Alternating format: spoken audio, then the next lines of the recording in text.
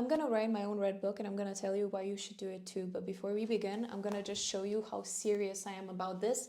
I'm this much serious. I have 3 copies of this book. But before we go into all of that, I'm just gonna do a quick story time. This is my first copy of this book. I got it my freshman year of university.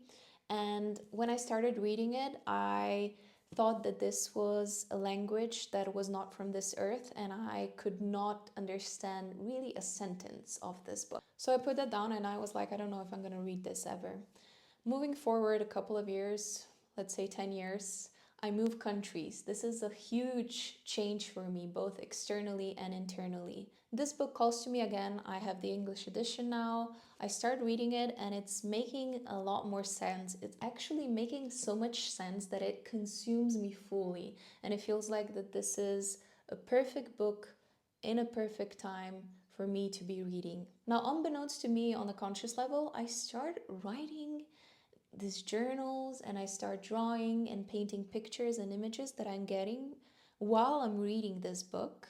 And this is exactly what Jung did in the process of creating this great work of his. We could say that this was his magnum opus, and he actually started creating this book for the purpose of the process of individuation.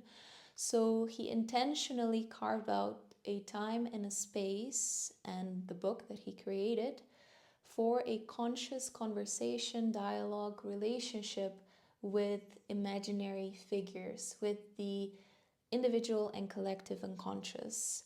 And he did that for the purpose of bringing into consciousness the unconscious, potent material that we all have actually access to.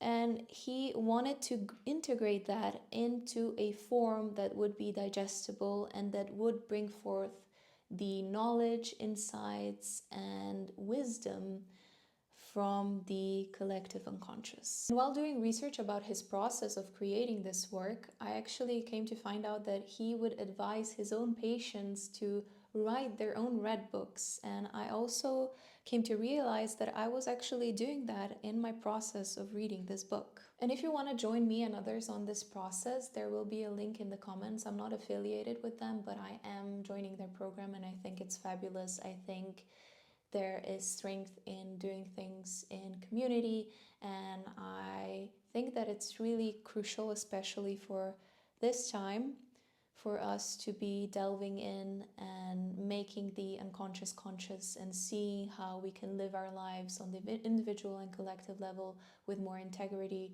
respect, and love.